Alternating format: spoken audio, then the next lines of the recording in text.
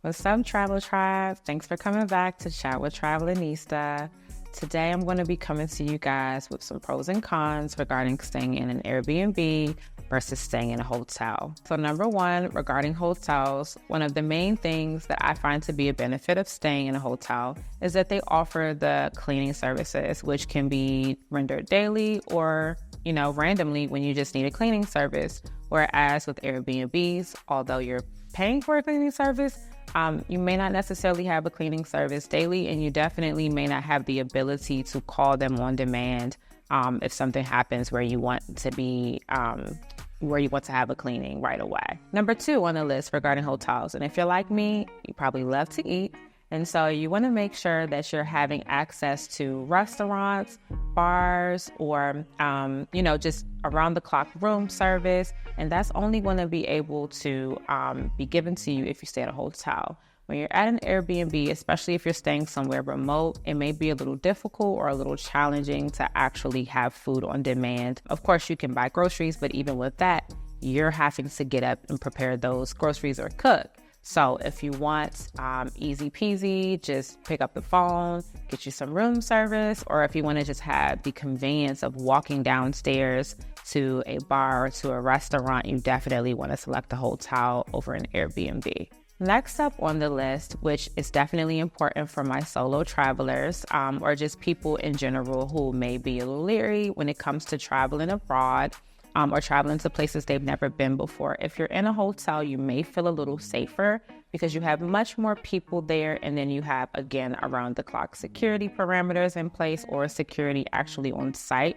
Whereas with Airbnbs, I have seen certain ones where they do offer security measures, or they may have security that kind of like circles the area, but a lot of times they don't. And so if you're just one of those people that likes to be really tight about security and ensure your safety, then a hotel may be a bit more appealing to you for those reasons. Next up on the list, I feel like hotels are definitely going to be ideal for those people who are having weddings, or if you're planning a family reunion, or just any kind of social event where you want to gather people who aren't necessarily related. And even if they are related and you're going to have just like a super large group that cannot ideally fit into one Airbnb, or like I said, if you don't know these people, then you don't want to kind of have those people that don't know one another in the same dwelling.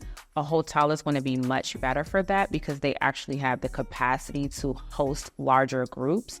And then you don't have to have everyone in the same spaces at the same time, because that can definitely get overwhelming when you have family reunions or weddings, or like I said, just any kind of a large social event.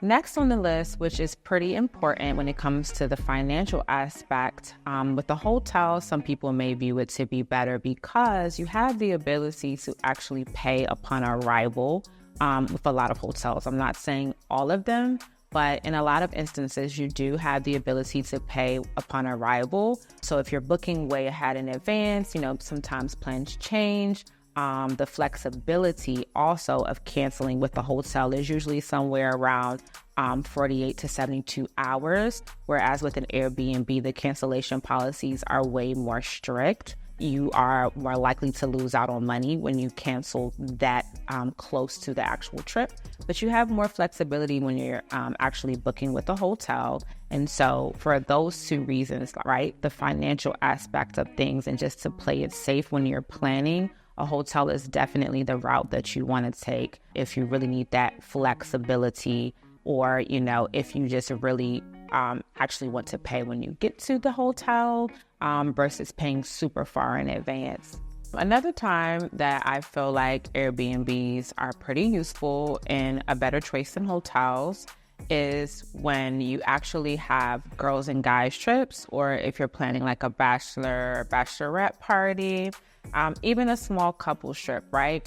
And I say that because Airbnbs host people, will host larger groups than a hotel, so you can have everybody in the actual Airbnb together. If you want to kind of like have dinners together, if you want to just chill, if you want to have drinks together, if you want to play games, you actually have the space to do that, the common spaces to do that, and to comfortably host and hold those people. And then later you can all head back to your respective corners. You can go to your rooms and kind of retreat when necessary.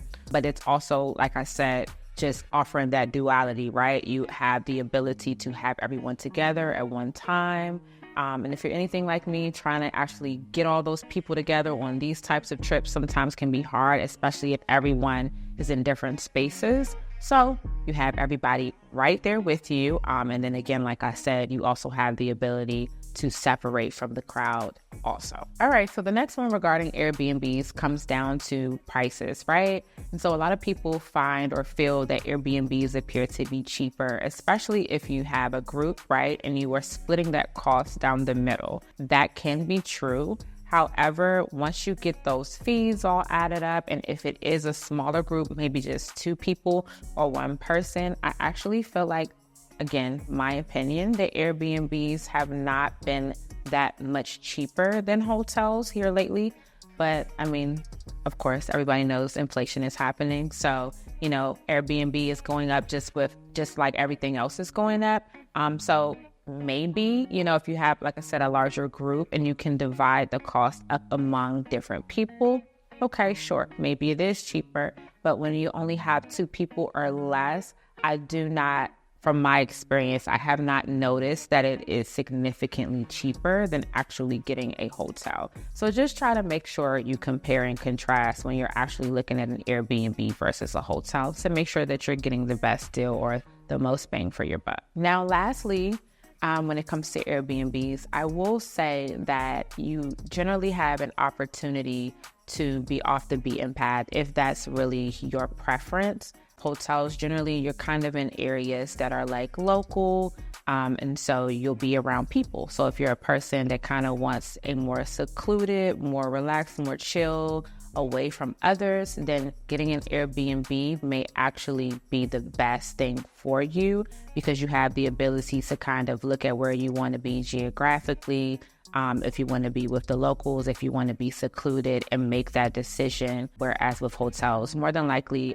in addition to you not being off the beaten path, you're going to see people daily, and a lot of other people do stay at the hotel. So if you want some privacy, Airbnb may be the route to go for you. All right, Travel Tribe. So there you have it. The Airbnb versus hotels, pros and cons. Travelista thoughts anyway. Thank you guys so much for coming back. Make sure you like, subscribe, comment. Let me know how you feel about it. Thanks for tuning in.